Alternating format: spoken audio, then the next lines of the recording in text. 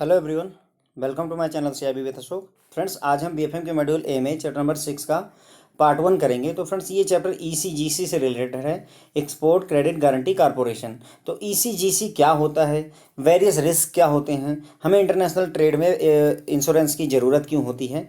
तो देखिए फ्रेंड्स, जैसे रियल लाइफ में हम इंश्योरेंस क्यों करवाते हैं, ताकि अगर मान लीजिए कभी कोई इलनेस हो जाए, बीमारी हो जाए, हेल्थ इंश्योरेंस करवाते हैं, या कभी जो है किसी वजह से कुछ भी मिसहैपनिंग हो जाती है, तो उस केस में हमारी फैमिली सिक्योर रहे। इंश्योरेंस हम इसीलिए करवाते हैं। उसी तरीके से जब हमारे देश से कोई सामान या कोई गुड्स जो है एक्सपोर्ट होता है, हमारे देश से कोई सामान गुड्स एक्सपोर्ट होता है, तो ये जो एक सामान गुड्स एक्सपोर्ट हो रहा है, इसके लिए ऑब्वियसली एक्सपोर्टर ने बैंक से लोन लिया होगा, राइट। तो देखो, बैंक से लोन लिया है तो बैंक का भी पैसा संभाल के रखना पड़ेगा, मतलब बैंक का पैसा भी सुरक्षित रहना चाहिए। एक्सपोर्टर ने जो गुड्स भेजा है ये भी जो है वहाँ पर पहुँच गया, मान लीजिए बायर ने पेमेंट ही नहीं की, तो उस केस में ये सारी प्रॉब्लम्स को ही सॉल्व करने के लिए एक्सपोर्ट में जो एक्सपोर्ट क्रेडिट होता है, एक्सपोर्ट का मतलब देश से बाहर भेजना, और क्रेडिट का मतलब होता है लोन वगैरह, ठीक है। तो एक्सपोर्ट में जो क्रेडिट वगैरह लगता है, जो पैसे लगते हैं, उसी को इंश्योरेंस प्रोवाइड करने का ही टारगेट होता है export credit guarantee corporation limited का। ओके, तो पहले ईसीजीसी को हम export credit guarantee corporation limited कहते थे, लेकिन अब हम इसे ईसीजीसी के नाम से बुलाते हैं। किस नाम से? ईसीजीसी लिमिटेड के नाम से बुलाया जाता है। तो एक्सपोर्ट क्रेडिट गारंटी कॉर्पोरेशन होता है इसका फ्रेंड्स फुल फॉर्म। तो देखिए, ये बेसिकली दो काम करता है, इंश्योरेंस पॉलिसी देता है एक्सपोर्टर को और बैंक को गारंटी देता है। मतलब कहने का, अब अगर जैसे देखिए, मान लीजिए यहाँ पर हमारे देश में कोई एक्सपोर्टर है, उसने यहाँ से सामान भेज दिया, यहाँ पर कोई इंपोर्टर है, ठीक है, मान लीजिए यूएस में कोई इंपोर्टर है और यहाँ इंडिया से कोई एक्सपोर्टर ने भेज दिया। बहुत सारे रिस्क इन्वॉल्व हैं। देखिए कैसे बहुत सारे, मान लीजिए यहाँ से गुड्स चला गया, लेकिन इस यूएस वाले इंपोर्टर ने पेमेंट ही नहीं की, लॉस हो गया कस्टमर को, है ना, या एक्सपोर्टर को लॉस हो गया। या फिर यहाँ से जो गुड्स गया, जहाज रास्ते में डूब गया, एक लॉस वो भी हो सकता है। या जो यहाँ से गुड्स गया वो किसी और पोर्ट में चला गया, कहीं और डिलीवर हो गया, या रास्ते में लुटेरों ने, समुद्री लुटेरे होते हैं, उन्होंने लूट लिया। तो इस तरीके से बहुत सारे रिस्क हैं जो यहाँ पर इन्वॉल्व होते हैं। या फिर मान लीजिए कोई ऐसा गुड्स है जो कि फ्रेश ही पहुंचना चाहिए दूसरे देश में, 1-2 दिन के अंदर पहुंचना चाहिए, लेकिन पता चला स्ट्राइक वगैरह हो गई है पोर्ट पर, अब सामान ही नहीं लद पा रहा है, तो जाएगा कैसे? 2 दिन में वो सड़ गया, ख़राब हो गया। तो इस तरीके के जो वेरियस रिस्क होते हैं फ्रेंड्स, एक्सपोर्टर के पॉइंट ऑफ व्यू से या बैंक के पॉइंट ऑफ व्यू से, देखिए यहाँ पर बैंक का भी पैसा फंसा हुआ है। एक्सपोर्टर ने अगर जो है सामान भेजा है, मान लीजिए 1 लाख करोड़ का, तो 1 लाख करोड़ का वो ऐसे अपने जेब से नहीं बना पाएगा, उसके लिए बैंक से भी लोन लेगा। अब अगर मान लीजिए उसका जहाज डूब गया, तो एक्सपोर्टर के तो पैसे डूबे ही डूबे, जब एक्सपोर्टर नहीं चुका, एक्सपोर्टर के पैसे ही चले गए, जहाँ सामान डूब गया तो इंपोर्टर ने कोई पैसा नहीं दिया, जब इंपोर्टर ने नहीं दिया तो वो बैंक को कहाँ से लौटाएगा। तो इसलिए बैंक भी प्रॉब्लम में रहते हैं और एक्सपोर्टर भी प्रॉब्लम में रहते हैं। तो इन्हीं दोनों को इंश्योरेंस, इन्हीं दोनों को ये इंश्योरेंस दिलवाता है। कौन? आपका ECGC, export credit guarantee corporation का टास्क यही है कि ये एक्सपोर्टर को इंश्योरेंस देता है कि आप एक्सपोर्ट करिए, हम आपका जो गुड्स है उसको क्या नाम है, इंश्योर्ड करेंगे। और बैंकों को भी इस बात की गारंटी देता है कि अगर मान लीजिए एक्सपोर्टर आपके पैसे नहीं पे कर पाता है, तो हम भी इसका जो है पैसा आपको पे कर देंगे। ओके, तो अब ये जो इंश्योरेंस करता है फ्रेंड्स, इसमें ये कुछ रेशियो 90:10 का रेशियो, मतलब 90% जो है एक्सपोर्टर बियर करेगा, 10% सॉरी 90% जो है ईसीजीसी बियर करेगा, लेकिन 10% एक्सपोर्टर को बियर करने में, इस तरीके से कुछ रेशियो बेसिस पर ये इंश्योरेंस प्रोवाइड करते हैं फ्रेंड्स। ओके, तो ईसीजीसी क्या होता है? ईसीजीसी का मतलब होता है export credit guarantee corporation limited. पहले इसे यही नाम से बुलाया जाता था, लेकिन अब ईसीजीसी लिमिटेड कहते हैं। इसका बेसिक टारगेट क्या होता है? इसका बेसिक टारगेट होता है जो एक्सपोर्टर हैं उनको इंश्योरेंस प्रोवाइड करना, उनकी गुड्स को इंश्योरेंस प्रोवाइड करना, और जो बैंक्स हैं उनके पैसे को भी गारंटी प्रोवाइड करना। एक्सपोर्ट क्रेडिट कहते हैं हम फ्रेंड्स, ध्यान रखिएगा, यहाँ पर एक्सपोर्ट करना यानी गुड्स को एक्सपोर्ट कर रहा है हमारा देश। ऐसा ये हमारे लिए इसलिए ज़रूरी है फ्रेंड्स, अगर हम एक्सपोर्ट नहीं करेंगे तो हमें फॉरेन एक्सचेंज उतनी मात्रा में मिलेगा नहीं, हमारा देश ग्रो नहीं कर पाएगा, इसलिए एक्सपोर्ट करना जरूरी है। एक्सपोर्ट हमारा फले फूले आगे बढ़े, इसी के लिए जो है ईसीजीसी को बनाया गया था। ईसीजीसी को इस्टेब्लिशमेंट इसीलिए किया गया था ताकि जो हमारा एक्सपोर्ट बिजनेस है वो आगे बढ़े फ्रेंड्स। ओके, अब जब अगर ईसीजीसी में अगर इंश्योरेंस मिल गई तो वो एक्सपोर्टर डरेगा नहीं, वो और ज़्यादा से ज़्यादा गुड्स को एक्सपोर्ट करेगा। और बैंक के लिए भी यही केस है, बैंक भी एक्सपोर्टर को जो है खुल करके जो है मतलब वो आगे आकर के पैसे देंगे कि हाँ ठीक है, आप हमारे यहाँ से लोन लीजिए, क्योंकि हमारा पैसा इंश्योर्ड है, इंश्योरेंस वाले दे देंगे या ईसीजीसी हमें प्रोवाइड कर देगा। अब जैसे यहाँ पर है कि हमें एक्सपोर्ट क्रेडिट इंश्योरेंस की क्यों ज़रूरत है, एक्सपोर्ट क्रेडिट इंश्योरेंस की ज़रूरत हमें क्यों नहीं पड़ेगी फ्रेंड? देखिए, युद्ध हो गया, दो देशों के बीच में मान लीजिए युद्ध छिड़ गया, यहाँ पर इंडिया से कोई सामान भेजना था और यहाँ फ्रांस जाना था, रास्ते में सामान है और यहाँ इंडिया और फ्रांस के बीच में मान लेते हैं एग्जांपल के तौर पर युद्ध छिड़ गया। तो अब क्या होगा, फ्रांस ने बैन लगा दिया कि भाई जो है हम इंडिया से कोई भी सामान मंगवाएंगे नहीं। अब ये जो सामान यहाँ रास्ते में है वो क्या होगा, सड़ जाएगा, खराब हो जाएगा, फेंका जाएगा, तो एक्सपोर्टर को पूरा लॉस हो गया। अब अगर इंश्योरेंस नहीं होगा तो उसे बहुत ज़्यादा नुकसान होगा, और जो एक्सपोर्टर को लॉस होगा तो पैरेलल में बैंक को भी होगा। क्यों? क्योंकि बैंक ने इसको लोन दिया हुआ है एक्सपोर्टर को। ओके, उसका में कूप हो गया। कूप का मतलब होता है फ्रेंड तख्ता पलट होना, यानी शासन बदल देना। जैसे कई देशों में क्या होता है कि जो है आपका सेना जो है टेक ओवर कर लेती है, तो उस टाइप का अगर हो गया तो उस केस में भी दिक्कत होगी। इकोनॉमिक डिफिकल्टी भी होती है, कई देश जो है इकोनॉमिक डिफिकल्टी, उनके पास पैसे ही नहीं हैं। जैसे economic difficulty, balance of payment problem. Balance of payment problem क्या होती है फ्रेंड्स, जो देश में कितना पैसा आ रहा है और कितना पैसा आउटगोइंग हो रहा है, कितना इनकमिंग है और कितना आउटगोइंग है, उसी का जो डिफरेंस होता है उसे ही हम क्या कहते हैं फ्रेंड्स, जो है बैलेंस ऑफ पेमेंट कहते हैं। अब मान लीजिए आ रहा है 100 रुपये और देश से जा रहा है 200 रुपये, तो 100 रुपये का लॉस हो रहा है बैंक मतलब देश को कि नहीं हो रहा है, उस देश को। तो ऐसी केस में अब उसके पास ऑलरेडी 100 रुपये का लॉस हो रहा है, वो आपकी पेमेंट नहीं करवा पाएगा, या वो देश जो है मतलब जो है इतना कैपेबल नहीं है।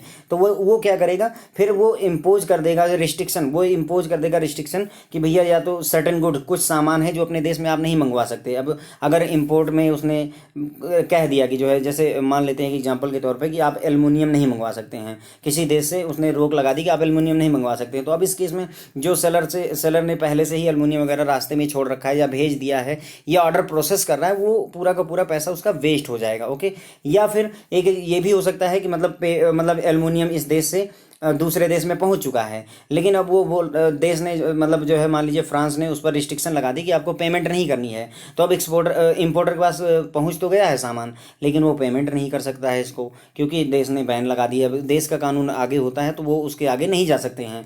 तो या तो फिर जो है क्या नाम है, कंट्री रिस्ट्रिक्शन लगा देती है आपका इम्पोर्ट पर, या तो फिर सर्टन गुड्स, जैसे कुछ गुड्स को इम्पोर्ट पर रिस्ट्रिक्शन लगा देगी, या transfer of payment goods imported, जो गुड्स इंपोर्ट किया गया उसके पेमेंट के लिए ट्रांसफ़र में भी रिस्ट्रिक्शन लगा सकते हैं। ओके, कमर्शियल रिस्क होता है। कमर्शियल रिस्क का मतलब होता है व्यवसाय से रिलेटेड रिस्क। उसमें क्या दिक्कत होगी कि जो बायर है, जो विदेशी बायर है जिसने सामान खरीदा है, वो बैंकरप्ट हो गया, इंसॉल्वेंसी हो गई, मतलब कहने का दिवालिया घोषित हो गया। अगर वो बायर ही दिवालिया हो गया, उसके पास पैसे ही नहीं है, अब वो पैसे ही नहीं पे कर सकता है। कोई भी वजह हो सकती है, हो सकता है पॉलिटिकल रीजन हो या इकोनॉमिकल अनसर्टेनिटी है उस देश में जिसकी वजह से ऐसा हो रहा है। लेकिन अगर ऐसा हो गया कि बायर पैसे ही नहीं पे कर सकता है, दिवालिया हो गया, तो उस केस में कमर्शियल रिस्क राइज हो जाएगा। किसके लिए? एक्सपोर्टर के लिए। तो इस चीज़ के लिए भी जो है उसे इंश्योरेंस की ज़रूरत होती है फ्रेंड्स। ओके, तो अगर हम यहाँ पर देखें कि हमें क्रेडिट इंश्योरेंस की एक्सपोर्ट क्रेडिट इंश्योरेंस की जरूरत क्यों होती है, तो अगर दो देशों के बीच में युद्ध छिड़ जाए, या फिर जो है तख्ता पलट हो जाए, वहाँ पर शासन बदल जाए, कूप हो जाए, या फिर इकोनॉमिक डिफिकल्टी है, बैलेंस ऑफ पेमेंट, देश के पास पैसे ही नहीं हैं, या फिर देश के पास पैसे हैं लेकिन उन्होंने कुछ सर्टन गुड्स, जो सर्टन आइटम है उनकी जो है इंपोर्ट पर रिस्ट्रिक्शन लगा दी है, या जो आइटम आपने इंपोर्ट कर लिया है उसकी पेमेंट पर रिस्ट्रिक्शन लगा ली है। तो इस तरीके की जो डिफ़िकल्टी हैं उनके लिए भी, अब अगर ऐसा होगा तो एक्सपोर्टर को बहुत लॉस होगा, तो उस चीज़ के लिए भी इनको सर्टेनिटी चाहिए। कमर्शियल रिस्क भी होता है। कमर्शियल रिस्क होगा कि फॉरेन बायर जो है बैंकरप्ट हो गया, दिवालिया हो गया, उसका पैसे ही नहीं है, तो उस केस में भी एक्सपोर्टर को बहुत ज़्यादा लॉस हो जाता है। सामान तो उस देश में चला गया, लेकिन ये जो बायर है वो दिवालिया हो गया, अब वो क्या करेगा? तो इन सभी केसेस के लिए हमें जो है क्रेडिट इंश्योरेंस की ज़रूरत होती है, और इसी जगह पर हमें ECGC हेल्प करता है। एक्सपोर्ट क्रेडिट गारंटी कॉर्पोरेशन क्या करेगा, जो भी आप गुड्स भेजोगे उसको इंश्योर करेगा फ्रेंड्स। ओके, इंश्योरेंस प्रोवाइड करेगा।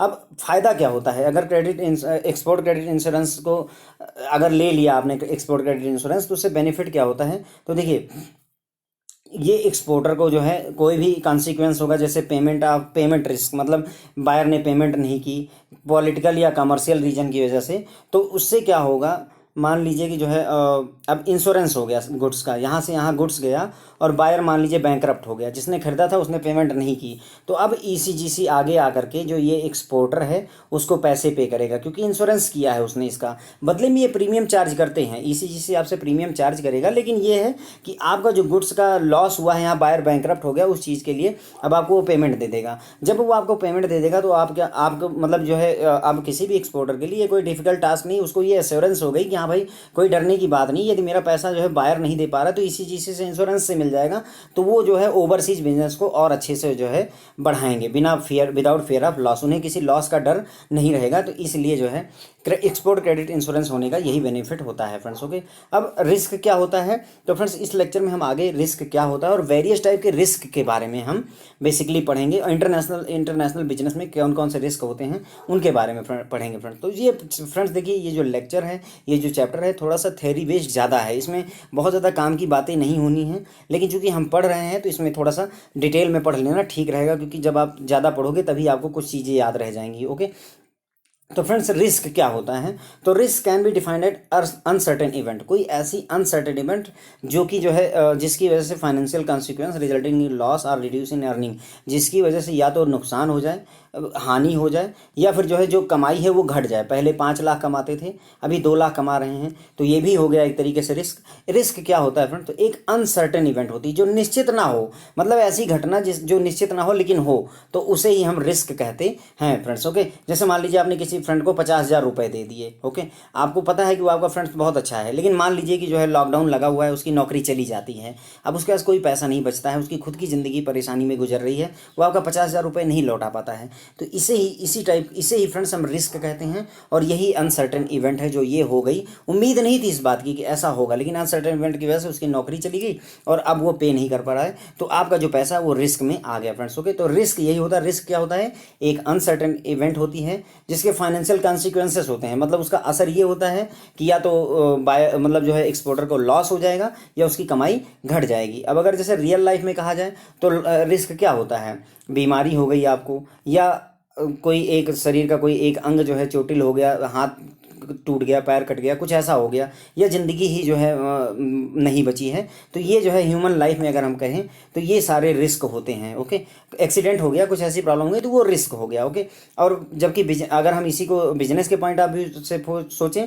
तो इन कॉमर्शियल बिजनेस एक्टिविटी में बिजनेस प्रॉफिट या लॉस जो है डिपेंड करता है कि बिजनेस के अफेयर कैसे मैनेज किए जाते हैं या रन कैसे किए जाते हैं। मतलब कहने का कि रिस्क इसी बात पर डिपेंड करेगा कि आप बिजनेस को कैसे मैनेज कर रहे हो, उसी बात पर ही रिस्क डिपेंड करेगा। तो अगर हम दूसरे शब्दों में कहना चाहें तो अनसर्टेनिटी ऑफ आउटकम, आउटपुट क्या होगा उसकी जब निश्चितता ना हो, फिक्स ना हो कि आउटपुट क्या होगा। जैसे कई लोग जॉब की तैयारी करते हैं लेकिन कई लोगों का सिलेक्शन नहीं होता है, तो अनसर्टेनिटी है कि आउटपुट क्या होगा, तो ऐसी ही इसी को ही तो हम रिस्क कहते हैं। मान लीजिए किसी ने 10 साल बैठ करके प्रिपरेशन की IAS की, वो नहीं सेलेक्ट होता है, तो एक तरीके से ये भी रिस्क ही है फ्रेंड्स। ओके, रियल लाइफ में अगर आप समझते तो रिस्क अगर हम कहें व्हाट इज रिस्क, रिस्क क्या होता है, तो कोई अनसर्टेन इवेंट जिसकी वजह से या तो जो है अर्निंग घट जाए, कमाई घट जाए, या फिर जो है लॉस हो जाए, हानि हो जाए, तो फ्रेंड्स उसे ही रिस्क कहते हैं। रियल लाइफ में रिस्क बीमारी हो जाए या ज़िंदगी में कोई और प्रॉब्लम आ जाए या किसी एक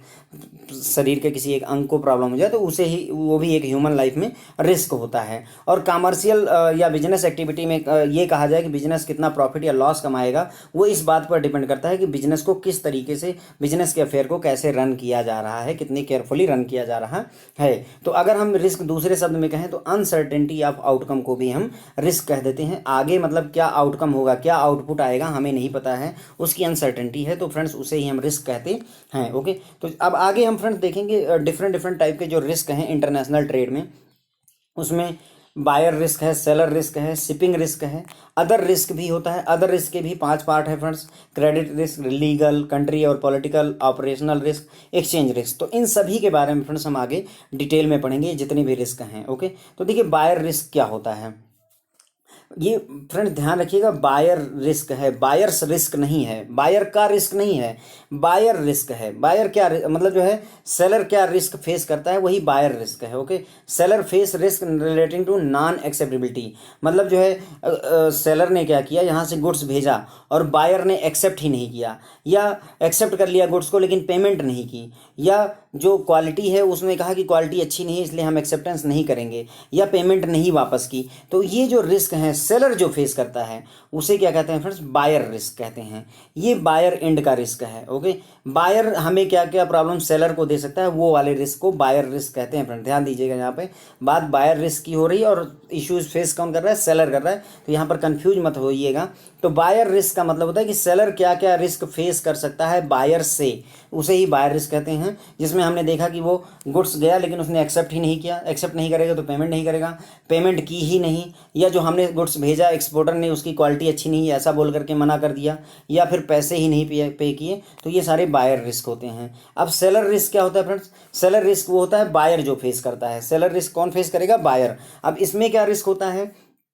बायर ने क्या किया इसमें, सेलर ने क्या किया, पैसे ले लिए। बायर रिस्क में बायर क्या क्या रिस्क फेस करेगा सेलर के एंड से? तो सेलर ने सामान जो है मतलब जो है buyer faces the risk relating to the seller not shipping the goods after receiving the, मतलब कहने का सेलर ने क्या किया, बायर यहाँ पर है, सेलर यहाँ पर है, बायर ने पैसे दे दिए इसको उठा करके कि भाई आप डॉलर ले लो, लेकिन इसने सामान ही नहीं भेजा, तो ये भी एक रिस्क हो गया आफ्टर रिसीविंग एडवांस पेमेंट में शिप। या फिर जो है सेलर ने क्या किया, एक्सपोर्टर ने क्या किया, जो सामान भेजा उसकी क्वालिटी अच्छी नहीं है, या फिर जो है शिपिंग की सामान की लेकिन 1 महीने बाद की, लेट कर दिया, उसका जो है जो जरूरी समय पे ज़रूरत थी बायर को वो उसकी वैल्यू ख़त्म हो गई। ओके फ्रेंड, तो ये इस तरीके के जो रिस्क होते हैं उन्हें सेलर रिस्क कहते हैं। सेलर रिस्क कौन फेस करता है फ्रेंड? तो बायर फेस करता है।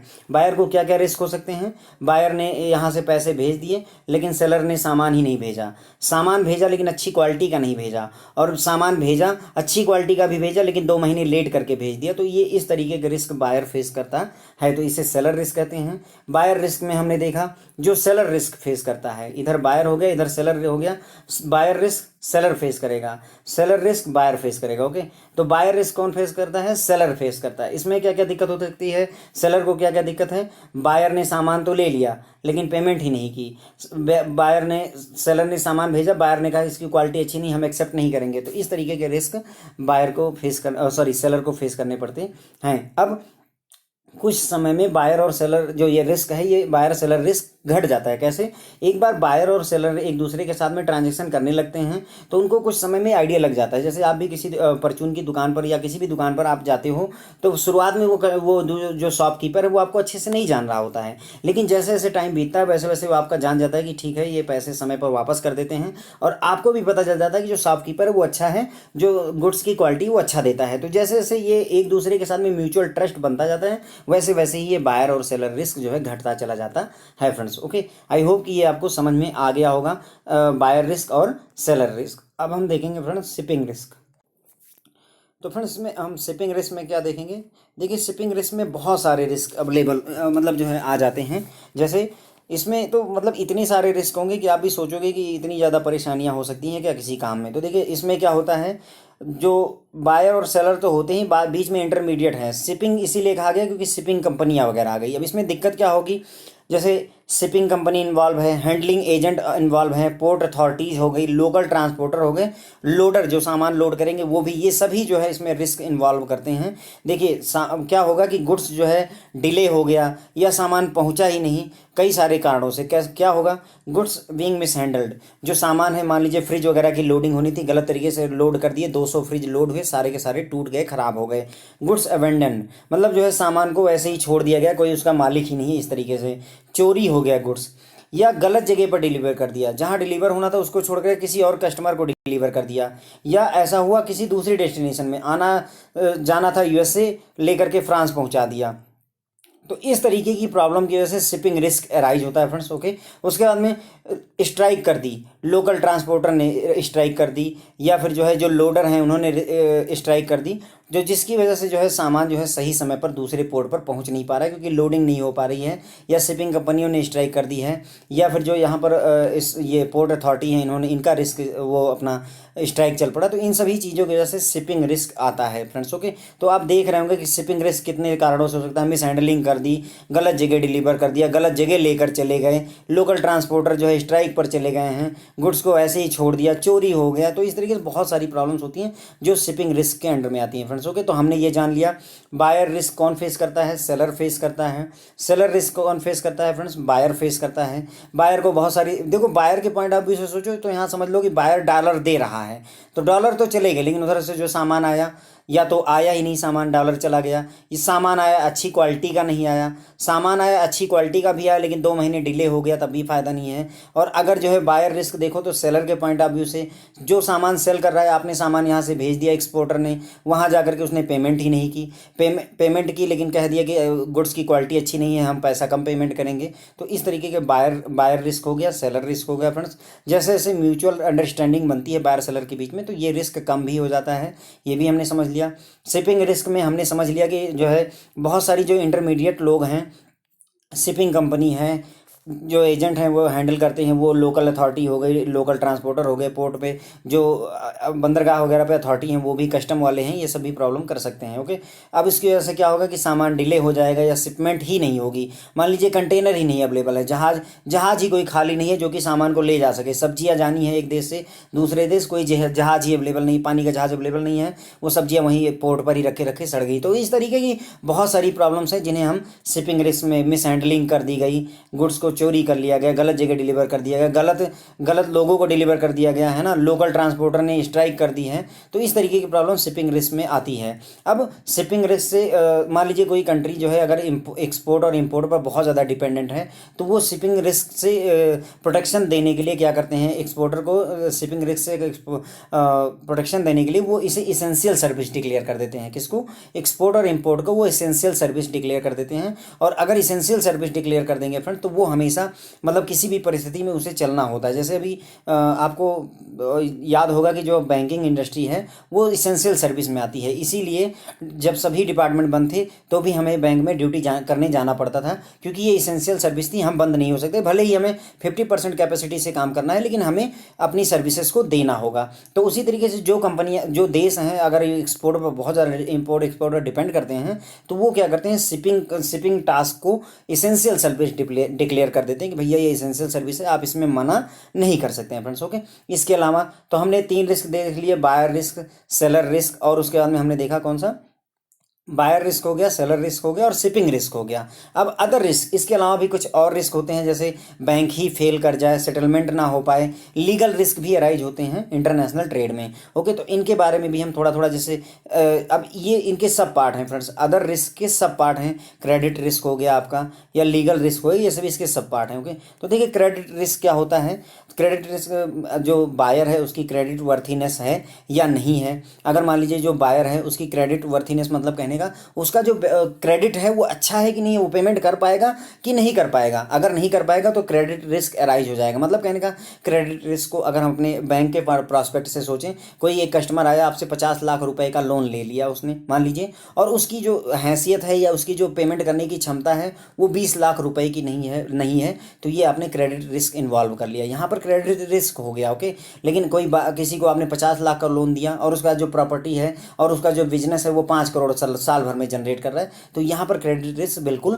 नहीं है फ्रेंड्स। तो वही कह रहे हैं कि क्रेडिट रिस्क का मतलब हुआ कि जो बायर है उसकी क्रेडिट वर्थीनेस कैसी है, जिसके अगर अच्छी नहीं है तो एक्सपोर्ट जो गया है, एक्सपोर्ट बिल, उसका जो है पेमेंट ही नहीं होगी, नॉन पेमेंट में बदल जाएगा। कोई भी कारण हो सकता है, फाइनेंशियल क्रंच है, उसके पास पैसे की तंगी है, वो अपनी तरफ से जानबूझ के डिफॉल्ट कर रहा है, या इंसॉल्वेंसी हो गई, वो मतलब दिवालिया हो गया, बैंकरप्ट हो गया, तो इन सभी वजहों से क्रेडिट रिस्क इन्वॉल्व हो जाता है friends. Okay, legal risk, legal risk क्या होता है, कंपनी ने किसी कंट्री ने क्या किया, अपने लॉ में ऐसा अमेंडमेंट कर दिया जिसकी वजह से अब कोई पर्टिकुलर गुड है वो आप वहाँ एक्सपोर्ट नहीं कर सकते हैं। मान लीजिए जैसे इंडिया ने ही कहा कि अब हम आयरन रॉड जो है किसी पर्टिकुलर कंट्री से, अब दुनिया भर से आयरन रॉड नहीं मंगाएंगे, हम लोकली ही बनाएंगे। ओके, तो अगर आयरन रॉड नहीं बनाएगा तो अब क्या होगा, जितने भी एक्सपोर्टर यहाँ इस देश में एक्सपोर्ट करते थे आयरन रॉड को, उन सभी को लॉस हो गया। तो ये एक तरीके का लीगल रिस्क है। ओके, और ये होता क्यों है, ऐसा क्यों होगा, ये मतलब 2 कंट्रियों के बीच में किसी तरीके का मनमुटाव हो गया, झगड़ा हो गया,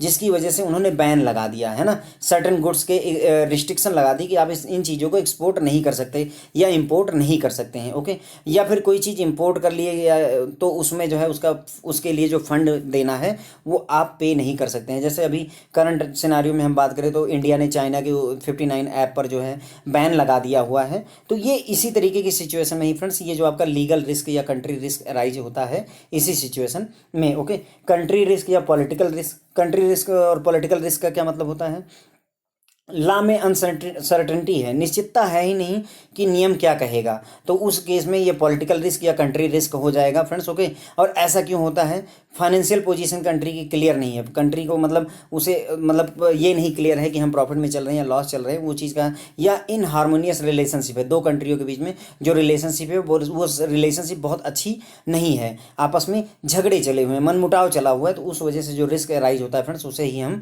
कंट्री रिस्क या पॉलिटिकल रिस्क कहते हैं। ओके, तो क्रेडिट रिस्क क्या होता है? बायर की हैसियत ही नहीं है, बायर की हिम्मत ही नहीं है, उसकी जो क्रेडिट हिस्ट्री है वो इतनी अच्छी नहीं कि वो पेमेंट कर पाए, जिसकी वजह से जो हमने एक्सपोर्ट तो कर दिया सामान लेकिन हमें पेमेंट नहीं मिली, तो ये हो गया आपका क्रेडिट रिस्क। लीगल रिस्क का क्या मतलब होता है? लीगल रिस्क मतलब कंट्री ने क्या किया, कुछ ऐसे अमेंडमेंट कर दिए कि सर्टेन गुड्स को आप इम्पोर्ट नहीं कर सकते। ओके, तो इस तरीके की जो लीगली, वहाँ पर हम लीगली अब आगे नहीं बढ़ सकते, हम ये दावा नहीं कर सकते नहीं आपको ये सामान परचेज करना पड़ेगा फ्रेंड्स। ओके, तो इस वजह से एक्सपोर्टर क्या करेगा, जो सामान उसने भेज दिया है, अब उस सामान तो चला गया लेकिन उसके बदले में जो पैसे आने हैं वो नहीं आ पाते हैं। और ऐसा क्यों होता है? कंट्रियों के बीच में आपस में रिलेशनशिप में कुछ गड़बड़ हो गई, जिसकी वजह से उन्होंने पर्टिकुलर गुड्स पर बैन लगा दिया कि आप इसको सर्टन गुड्स को एक्सपोर्ट नहीं कर सकते हैं या इंपोर्ट नहीं कर सकते हैं। कंट्री रिस्क या पॉलिटिकल रिस्क कब होता है?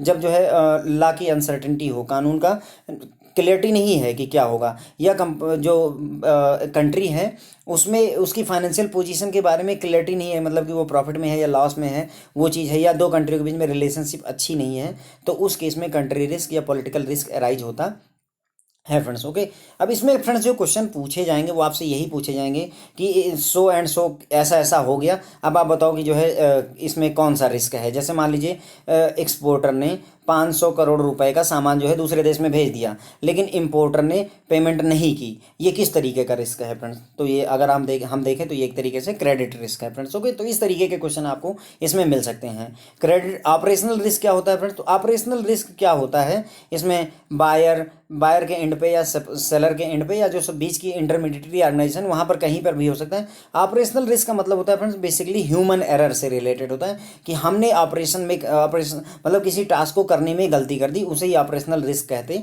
हैं। जैसे स्ट्राइक हो गई, मान लीजिए जो सेलर है, जो एक्सपोर्टर है, उसकी फैक्ट्री में स्ट्राइक कर दिया, या फिर जो उस जहाँ से वो एक्सपोर्टर जहाँ से सामान गुड्स परचेज करता है उसकी फैक्ट्री में जो है आपका स्ट्राइक हो गया, या ट्रांसपोर्ट कंपनी की स्ट्राइक हो गई, तो ये कहीं भी अगर स्ट्राइक होगा तो वो उसको इम्पैक्ट करेगा, तो ये ऑपरेशनल रिस्क हो गया फ्रेंड्स। ओके, या सिस्टम ही फेल कर गया, फेलियर ऑफ सिस्टम, जैसे आप लोग अपने यहाँ पे फिनेकल वगैरह यूज करते हैं, सिस्टम ही फेल कर गया, कई बार मीनू ऑप्शन नॉट अवेलेबल ऐसे करके एरर आती है, तो सिस्टम फेल कर गया, पावर कट हो गया, यूपीएस फेल हो गया, नेटवर्क फेल हो गया, तो ये इस तरीके के जो फेलियर होते हैं ये भी फ्रेंड्स आपके ऑपरेशनल रिस्क होते हैं। ओके, जैसे ऑपरेशनल ब्रेकआउट या फिर फेलियर ऑफ सिस्टम फेल कर गया, कनेक्टिविटी फेल कर गई, कम्युनिकेशन ब्रेकडाउन हो गया, या किसी तरीके का कमोशन हो गया, मतलब कहने का स्ट्राइक हो गई, दंगे भिड़ गए, है ना, इस तरीके की जो, या किसी स्टाफ मेंबर ने एरर कर दी, आपने नेफ्ट करनी थी, अकाउंट नंबर में एक जीरो गलत कर दिया या एक डिजिट गलत कर दी, जिसकी वजह से गलत जगह पर पैसे चले गए,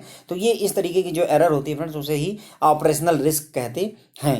इसकी वजह से अब अगर ऐसा होगा कि मतलब जो है एरर हो गई, मान लीजिए आपने ऑपरेटिंग स्टाफ से एरर हो गई, उसने जो है लंदन की जगह पे कहीं किसी दूसरे देश का एड्रेस दे दिया, किसी दूसरी जगह का एड्रेस दे दिया, तो या तो जो है शिपमेंट होगी नहीं, मतलब सामान या तो जाएगा ही नहीं, या तो जाएगा तो बहुत ज़्यादा डिले हो जाएगा, या गुड्स ख़राब हो गया, तो क्योंकि अगर स्ट्राइक हो गई है कहीं पर तो वो डिले कर देगा। ओके, तो ये सारी चीज़ें जो है फ्रेंड्स आपकी किस में आती हैं? ऑपरेशनल रिस्क में आती है। तो ध्यान रखिएगा ये सभी बातें जो मैंने आपको बताई ये सारी की सारी ऑपरेशनल रिस्क में आती हैं। कंट्री रिस्क या पॉलिटिकल रिस्क में मैंने आपको बता दिया कि कानून की अनसर्टेनिटी है, निश्चितता नहीं कि कानून कैसा रहेगा, और कंट्री जो है प्रॉफिट में है, लॉस में, उसकी फाइनेंशियल पोजीशन है, ये भी नहीं क्लियर है, दो देशों के बीच में संबंध अच्छे नहीं है, रिलेशनशिप इज नॉट गुड, तो उस केस में भी कंट्री रिस्क और पॉलिटिकल रिस्क राइज हो जाता है। फिर हमने देखा ऑपरेशनल रिस्क में हमसे कहीं भी जैसे स्ट्राइक वगैरह हो गई किसी भी फैक्ट्री में, बायर की फैक्ट्री में, सेलर की फैक्ट्री में, या सिस्टम फेल कर गया, कनेक्टिविटी चली गई, है ना, या फिर जो है कोई कमोशन हो गया, या फिर जो स्टाफ मेंबर है उससे कोई गलती हो गई, तो इस तरीके के जो है इसे हम ऑपरेशनल रिस्क कहेंगे फ्रेंड्स। ओके, अब ऑपरेशनल रिस्क की वजह से क्या होगा? शिपमेंट ही नहीं होगी, या शिपमेंट डिले हो जाएगा जो सामान भेजना है, या जो डैमेज्ड गुड है उसे डिफेक्टिव गुड्स को भेज दिया गया, तो ये सारी जो है ऑपरेशनल रिस्क में चीज़ें आती हैं। एक्सचेंज रिस्क क्या होता है फ्रेंड्स? एक्सचेंज रिस्क जो है मतलब देखिए जैसे हमने मान लीजिए इंडिया से अमेरिका में कोई सामान भेजा हुआ है, ठीक है, यूएसए में। अब वहाँ से डॉलर आना है, ठीक है। अभी मान लीजिए जिस दिन हमने भेजा उस दिन डॉलर 60 रुपये का था, और जब जो है पेमेंट होनी है तो डॉलर हो गया मान लीजिए 40 रुपये का। तो इस तरीके का जो रिस्क है एक करेंसी से दूसरी करेंसी में कन्वर्जन का जो रिस्क है उसे ही फ्रेंड्स हम एक्सचेंज रिस्क कहते हैं, है ना। इसमें क्या होता है कि इम्पोर्टर या एक्सपोर्टर इसको फेस करते हैं, एक्सचेंज रिस्क को डायरेक्टली या इनडायरेक्टली फेस करेंगे, क्योंकि जो इनवाइसिंग होगी वो दूसरे करेंसी में होगी। हमें रुपए में चाहिए जबकि हुआ है डॉलर में, ओके।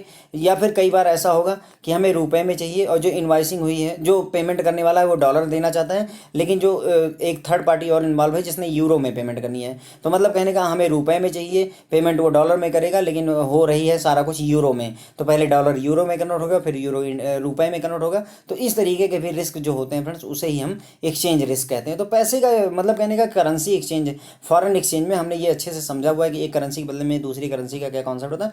तो वही जो रिस्क होता है उसे हम एक्सचेंज रिस्क कहते हैं। अब कंट्री रिस्क क्या होता है फ्रेंड्स? तो कंट्री रिस्क क्या होता है? There could be several reason, बहुत सारे कारण हो सकते हैं कि जो बायर है वो डिफ़ॉल्ट कर जाए, मतलब कहने का कि वो पेमेंट ही ना करे। और ऐसा क्यों होगा कि गवर्नमेंट की ऐसी पॉलिसी आ गई, या इकोनॉमिकल कारण हो गए, या लीगल रीजन है वहाँ पर उस देश में। तो ये सभी जो रिस्क होते हैं गवर्नमेंटल, पॉलिटिकल, इकोनॉमिकल या लीगल रीजन जो होते हैं जिनकी वजह से वो पेमेंट नहीं कर पाता, डिफ़ॉल्ट कर देता है फ्रेंड्स, उसे ही हम कंट्री रिस्क कहते हैं। अब ईसीजीसी क्या करता है? आपकी जो कंट्री रिस्क होता है उसकी रेटिंग करने के लिए कहता है। ईसीजीसी क्या कहता है, सॉरी आरबीआई कहता है सभी बैंकों से कि आप क्या करिए, हर एक कंट्री की क्रेडिट रिस्क रेटिंग करिए, हर कंट्री की कंट्री रिस्क रेटिंग करिए।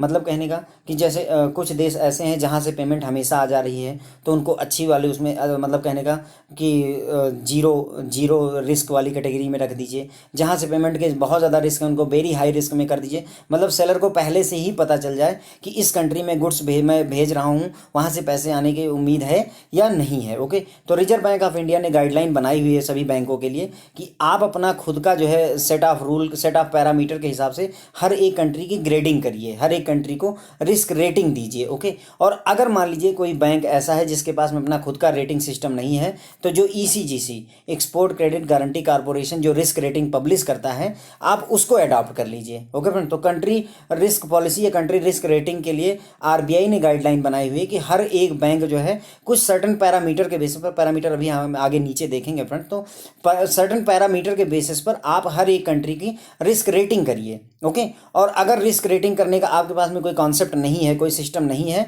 तो आप ईसीजीसी जो रिस्क रेटिंग पब्लिश करता है उसी को ही एक्सेप्ट कर लीजिए। यदि ईसीजीसी कहता है कि ये कंट्री में भेजना अच्छा है तो इसका मतलब आप भेज सकते हैं, ओके। तो ये हो गया कंट्री रिस्क रेटिंग का concept, okay. Country risk rating of ECGC. अब मैंने आपको बताया कि ईसीजीसी जो है, अगर मान लीजिए बैंक खुद नहीं करना चाहता है, रिस्क रेटिंग का सिस्टम बैंक के पास नहीं है, तो किसका फॉलो करेगा? ईसीजीसी का फॉलो करेगा। और ईसीजीसी का कंट्री रिस्क क्लासिफिकेशन वो करते हैं फ्रेंड्स, ओके। तो ये क्या करते हैं कि इन्होंने दुनिया भर की कंट्रीज को 7 कैटेगरीज में बांटा हुआ है। कितने में? ईसीजीसी ने दुनिया भर की कंट्री को 7 कैटेगरीज में बांटा हुआ है। हम अभी आगे उसको देखेंगे कौन सी 7 कैटेगरी हैं। अब इसमें एक और पॉइंट नोट करने वाला है फ्रेंड्स कि अगर जो है किसी कंट्री को जो टोटल बैलेंस शीट है, लास्ट बैलेंस शीट, उसका 1% या उससे ज़्यादा एक्सपोर्ट कर दिया है ना, एक्सपोर्ट मतलब जो है वहाँ पर एक्सपोजर जो है किसी पर्टिकुलर कंट्री, कोई एक बैंक मान लीजिए पंजाब नेशनल बैंक है, उसने क्या किया, जो उसकी टोटल बैलेंस शीट मान लीजिए 100 रुपये की है, एक एग्जांपल दे रहा हूँ, और अगर उसने मान लीजिए किसी कंट्री का उसका एक्सपोजर दो रुपये का है, 100 रुपये का 2% यानी 1% या उससे ज़्यादा का है, तो उसे जो है इसके लिए प्रोविजनिंग करनी पड़ती है। That bank need to make provisioning का कॉन्सेप्ट हम जानते हैं, एनपीए के केस में हम करते हैं, जब भी हम कोई लोन करते हैं तो हम प्रोविजनिंग करते हैं। तो उसी तरीके से यदि किसी कंट्री को जो एक्सपोजर है वो balance sheet, last balance sheet का 1% या उससे ज़्यादा है, तो उस बैंक को प्रोविजन करना पड़ता है, ओके। अभी हमने ये देखा था फ्रेंड्स कि हमें सर्टेन पैरामीटर के बेसिस पर, सेट ऑफ पैरामीटर के बेसिस पर कंट्री की ग्रेडिंग करनी होती है बैंकों को। तो वो पैरामीटर्स आपके कौन कौन से फ्रेंड्स? ये हैं, देखिए।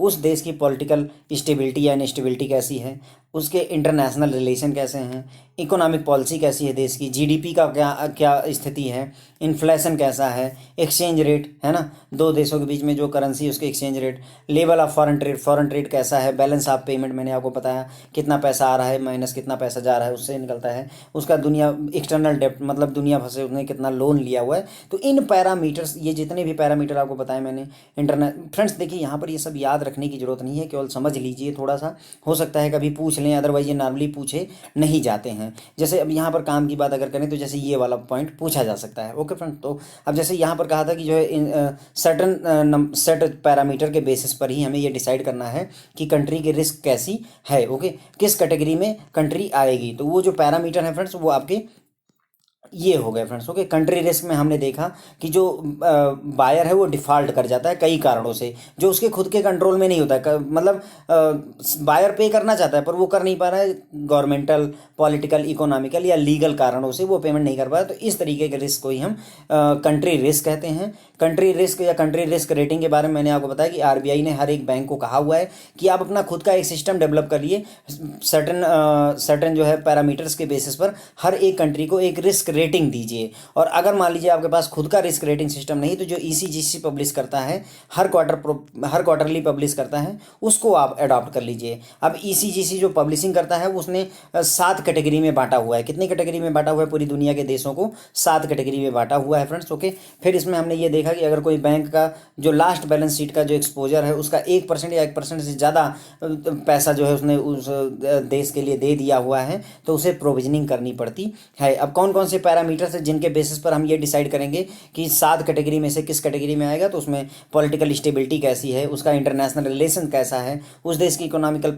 पॉलिसी कैसी है, जीडीपी की ग्रोथ का क्या हाल है, इन्फ्लेशन महंगाई है या नहीं है, एक्सचेंज रेट में वॉलेटिलिटी है, मतलब कहने का एक्सचेंज रेट ज़्यादा फ्लक्चुएट हो रहा है या कम फ्लक्चुएट हो रहा है, फॉरेन ट्रेड कैसा है, उसका बैलेंस ऑफ पेमेंट की क्या स्थिति है, देश दुनिया भर से उसने कितना लोन लिया हो, इन सभी पैरामीटर के बेस पर वो 7 पार्ट में हम बांटते हैं इसको 7 टाइप से। अब हम यहाँ पर उन 7 टाइप के क्लासिफिकेशन को फ्रेंड्स हम देखेंगे। तो ईसीजीसी 7 फोल्ड क्लासिफिकेशन करता है कंट्री का। दुनिया भर के जितने भी देश हैं उनको ईसीजीसी ने 7 फोल्ड क्लासिफिकेशन, 7 फोल्ड या 7 टाइप के, मतलब क्या हुआ कि कुल 7 तरीके के हैं फ्रेंड्स। ये रहे आपके 7 टाइप फ्रेंड्स। ओके, इन्हीं के बारे में हम इतनी देर से बात कर रहे हैं। तो ईसीजीसी ने 7 फोल्ड क्लासिफिकेशन को अडॉप्ट किया है फ्रेंड्स। ये क्वेश्चन पूछा जा सकता है कि ईसीजीसी ने दुनिया भर के देशों को कितनी कैटेगरी में बांटा हुआ है रिस्क के बेसिस पर? तो 7 कैटेगरी में बांटा हुआ है और ये लिस्ट जो है क्वार्टरली अपडेट होती रहती है। कब अपडेट होती है? ये जो लिस्ट है क्वार्टरली अपडेट होती रहती है। अब इसमें 3 टाइप की कैटेगरी है। एक ओपन कवर कैटेगरी है। ओपन कवर कैटेगरी में ही 7 टाइप के होते हैं फ्रेंड्स। ओके, तो इसमें देखिए A1 A2 B1 B2 C1 C2 और D केवल। ओके, तो याद रखना कोई डिफिकल्ट टास्क नहीं है। A में 2 हैं A1 A2, B में 2 हैं B1 B2, C में 2 हैं C1 C2 और सबसे लास्ट में D हो गया। तो ये 7 हो गए फ्रेंड्स। ओके, उसके बाद में अगर आप यहाँ पर आ जाओ B2 में, तो ये मॉडरेट रिस्क हो गया। क्या हो गया? Moderate risk. ऊपर की तरफ आप जाओगे तो रिस्क कम होता जाएगा, नीचे की तरफ आप जाओगे, अगर आप ध्यान दो तो ये चौथा वाला है, राइट। देखिए एकदम मिडिल में है फ्रेंड, ध्यान दीजिए इसको। कुल 7 हैं, 7 के बिल्कुल बीच में B2 आ रहा है। ओके, जैसे जैसे आप ऊपर जाओगे रिस्क कम होता जाएगा, जैसे जैसे नीचे आओगे वैसे वैसे रिस्क बढ़ता जाएगा। ओके, तो अब अगर हम बीच में ले लें मॉडरेट रिस्क, इसका मतलब इससे लो, मॉडरेट लो रिस्क कर दीजिए। इससे ऊपर जाइए, मॉडरेट भी हटा दीजिए, लो रिस्क कर दीजिए। और इससे भी ऊपर जाइए तो चाहे वेरी लो रिस्क लिख दीजिए या इनसिग्निफिकेंट रिस्क लीजिए। नीचे आ जाइए, यहाँ पर मॉडरेट रिस्क रहा, अब हाई करिए, बढ़ाइए तो मॉडरेटली हाई रिस्क। अब मॉडरेट हटा दीजिए, हाई रिस्क कर दीजिए और हाई में भी वेरी हाई कर दीजिए फ्रेंड्स। ओके, तो यहाँ पर एक तरीके से देखिए वेरी हाई तो यहाँ वेरी लो, यहाँ पर हाई तो यहाँ पर लो, यहाँ पर मॉडरेटली हाई तो यहाँ मॉडरेटली लो। अगर आप देखो तो एक तरीके से मिरर वाला कॉन्सेप्ट चल रहा है। ओके फ्रेंड, तो ये याद रख लीजिएगा। अगर पूछते हैं तो पूछते हैं, नहीं तो ज़्यादा चांसेस वैसे इसके पूछे जाने की नहीं है, लेकिन फिर भी एक बार समझ लेना, कोई वो दिक्कत नहीं है। A1 का मतलब हुआ बिल्कुल रिस्क ना के बराबर है, A2 का मतलब हुआ बहुत कम रिस्क है, B1 का मतलब हुआ मॉडरेट लो रिस्क है, B2 का मतलब हुआ मॉडरेट रिस्क है, C1 का मतलब हाई रिस्क है, C2 का मतलब हाई रिस्क है, मतलब ये मॉडरेट हाई रिस्क है। डी का मतलब वेरी हाई रिस्क है। मतलब कहने का, यदि एक्सपोर्टर ने देखा कि किसी कंट्री का जो रिस्क क्लासिफिकेशन डी है, तो वो उस देश में पैसे मतलब एक्सपोर्ट करना नहीं चाहेगा, क्योंकि रिस्क इतना ज़्यादा है कि हो सकता है पैसे लौटे ही ना। लेकिन उसी जगह पर अगर कहा जाए कि A1 वाली कंट्री से कोई इम्पोर्टर कुछ मंगवाना चाहता है, तो वो तुरंत ही हाँ कर देगा, क्योंकि इन सिग्निफिकेंट रिस्क है, रिस्क एकदम ना के बराबर है। यहाँ तक जो है इजीली दिया जा सकता है। मॉडरेट रिस्क है, हल्का फुल्का रिस्क तो बिजनेस में लेना ही पड़ेगा, लेकिन जैसे जैसे हाई होता जाता है वैसे वैसे एक्सपोर्ट करने के चांसेस घटते जाते हैं फ्रेंड्स। ओके, तो open category, open cover category में 7 तरीके के रिस्क, जो 7 फोल्ड जो क्लासिफिकेशन है फ्रेंड्स, वो यही है। अब अगर आप यहाँ से पूरा देखें, कंट्री रिस्क हमने समझ लिया है। कंट्री रिस्क में मैंने आपको बता दिया कि आरबीआई ने कहा है कि सभी बैंक अपना खुद का जो है वो बनाएंगे, गाइडलाइन बनाएंगे। ग्रेडिंग करिए हर एक कंट्री की, A1 A2 जैसे भी आपको समझ में आए। और अगर आप अपनी खुद की नहीं बनाना चाहते हैं, तो जो ECGC बनाता है 7 फोल्ड, वो वाला एक्सेप्ट कर लीजिए। फिर हमने देखा कि कंट्री रिस्क ECGC करता है। ECGC में कौन कौन से पैरामीटर को ये ध्यान रखते हैं? Political stability, economic policy, GDP, inflation, इन सभी बातों को, बैलेंस ऑफ पेमेंट, एक्सटर्नल डेब्ट, इन सभी बातों को ध्यान रख के ये 7 फोल्ड क्लासिफिकेशन करते हैं। और ये क्वार्टरली बेसिस पर ये रिपोर्ट आपकी अपडेट होती है। इसमें 7 फोल्ड में हमने देखा A1, अगर किसी कंट्री का क्रेडिट रिस्क जो है A1 है, मान लीजिए US से है, अगर इसका जो है रिस्क पॉलिसी A1 है, तो इसके साथ बिजनेस करने में कोई इशू नहीं, आप आराम से बिजनेस करिए। लेकिन अगर किसी कंट्री को जो है D दे दिया गया है, तो थोड़ा संभल करके, अगर C1 है तो भी रिस्क ले लीजिए, लेकिन D में तो बहुत ज़्यादा रिस्की है, हो सकता है आपकी पेमेंट पैसे ना मिल पाए फ्रेंड। तो यही हो गया ECGC के 7 फोल्ड क्लासिफिकेशन जो इन्होंने कंट्रीज़ का किया हुआ है। अब इसी में हमने ये कौन सा देखा जो 7 fold classification, open cover category. Open cover category, अब कुछ कंट्रियां ऐसी हैं जिन पर रिस्ट्रिक्टेड कवर ग्रुप 1 और रिस्ट्रिक्टेड कवर ग्रुप 2 में भी ECGC ने रखा हुआ है। ओके, ECGC ने रिस्ट्रिक्टेड कवर 1 में जो आती हैं कंट्रियां, उनमें रिवॉल्विंग लिमिट मिलती है, ECGC देता है, 1 साल के लिए वैलिड होती है। ओके, 1 साल के लिए वैलिडिटी के साथ में रिवॉल्विंग लिमिट देता रहता है ECGC। लेकिन जो 2 वाली हैं, रिस्ट्रिक्टेड कवर 2 वाली जो कंट्रियां हैं, वहाँ पर अब केस ऑन केस बेसिस पर अप्रूवल दिया जाता है, और केस की मेरिट कैसी है उसी के बेसिस पर डिसाइड होता है। तो रिस्क कवर्ड ग्रुप 2 में अगर कोई कंट्री है, फॉर एग्जांपल मान लीजिए, एक एग्जांपल नॉर्थ कोरिया मान लीजिए, अगर इस कवर 2 में है और अगर किसी को कोई चीज़ एक्सपोर्ट वहाँ पर करनी है, तो ECGC case on case basis पर आप ECGC के पास जाओगे कि हमें इस देश में, कोई भी एक एग्जाम्पल, कोई ऐसा देश ले लीजिए जहाँ जो थोड़ा सा वार कंट्रियाँ हैं, तो वहाँ पर जो है ये केस ऑन केस बेसिस पर देखेगा कि आपको हम इंश्योरेंस दे पाएंगे या नहीं दे पाएंगे। तो ये हो गया फ्रेंड्स आपका बेसिकली जो है कि रिस्क क्या क्या होते हैं। ECGC 7 फोल्ड रिस्क क्लासिफिकेशन करता है, हमने ये समझ लिया। ये A1 A2, B1 B2, C1 C2 और D बहुत हाई होता है, A1 बहुत कम होता है। 7 फोल्ड क्लासिफिकेशन का कॉन्सेप्ट समझ लिया हमने। उसके बाद में हमने ये भी जान लिया कि आरबीआई ने गाइडलाइन क्या इशू की हुई है। एक्सचेंज रिस्क में हमने देखा कि रुपए और डॉलर के बीच में जो एक्सचेंज होने में प्रॉब्लम होती है उसे ही एक्सचेंज रिस्क कहते हैं। फिर हमने ऑपरेशनल रिस्क में देखा, स्ट्राइक हो जाए, सिस्टम फेल कर जाए, कनेक्टिविटी चली जाए, स्टाफ मेंबर कोई गलती कर दे, तो जिसकी वजह से, तो इन्हें ही हम ऑपरेशनल रिस्क कहते हैं। फिर हमने कंट्री रिस्क और पॉलिटिकल रिस्क देखा, लॉ की अनसर्टेनिटी की वजह से होता है। उसके बाद में हमने ये भी देखा लीगल रिस्क क्या होता है, कंपनी मतलब किसी देश ने अपने लॉ में ऐसा बदलाव कर दिया जिसकी वजह से अब हम किसी सर्टन गुड्स को एक्सपोर्ट ही नहीं कर सकते हैं, तो इसे हम लीगल रिस्क कहते हैं। क्रेडिट रिस्क ये होता है कि बायर जो है पैसे ही ना पे कर पाए सेलर के, तो उसे क्रेडिट रिस्क कहेंगे। ये सारे अदर रिस्क की कैटेगरी में आते हैं फ्रेंड्स। ओके, उसके बाद में हमने शिपिंग रिस्क देखा था। शिपिंग रिस्क से बचने के लिए क्या करते हैं, इसेंशियल सर्विस डिक्लेयर कर देते हैं। शिपिंग रिस्क में हमने देखा था कि बहुत सारे रिस्क होते हैं, मिस हैंडलिंग हो गई गुड की, गुड चोरी हो गया आपका, गलत लोगों को डिलीवर कर दिया, गलत जगह पर डिलीवर कर दिया, या फिर स्ट्राइक हो गई, तो ये सभी जो है आपके किस में आते हैं, शिपिंग रिस्क में। फिर हमने देखा था बायर रिस्क। बायर रिस्क कौन किसे प्रॉब्लम होती है, सेलर को होती है। सेलर को क्या क्या प्रॉब्लम होती है, भाई गुड्स भेज दिया, बायर ने पैसे ही नहीं पे किए। और सेलर रिस्क जो होता है उसे बायर फेस करता है। बायर को क्या दिक्कत है, जो गुड्स आया है वो अच्छा नहीं आया हुआ है, या पैसे ले लिए गुड्स आया ही नहीं, तो ये सारे रिस्क होते हैं। और ये कम कैसे होता है, जैसे जैसे एक दूसरे के बीच में, बायर और सेलर के बीच में ट्रांजेक्शन होती है, म्यूचुअल अंडरस्टैंडिंग बनती जाती है, वैसे वैसे ही ये आपका कम होता जाता है फ्रेंड्स। ओके, तो हमने वेरियस टाइप के रिस्क भी देख लिए थे।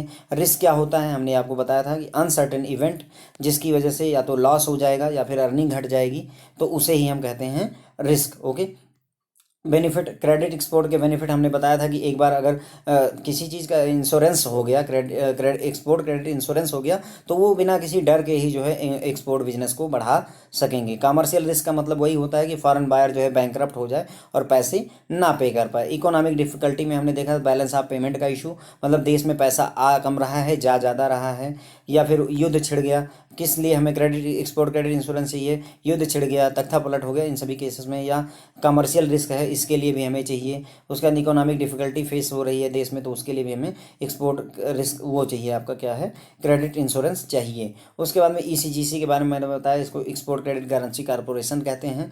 ये एक्सपोर्टर को इंश्योरेंस प्रोवाइड करता है और बैंकों को जो जो क्रेडिट देगा, ये एक्सपोर्टर को जो लोन देगा उसकी गारंटी प्रोवाइड करता है कि अगर कुछ भी डिफॉल्ट होता है एक्सपोर्टर के एंड से तो उसकी पेमेंट हम करेंगे फ्रेंड्स। ओके, तो thank you so much friends, इसी के साथ ये लेक्चर मैं खत्म करूँ।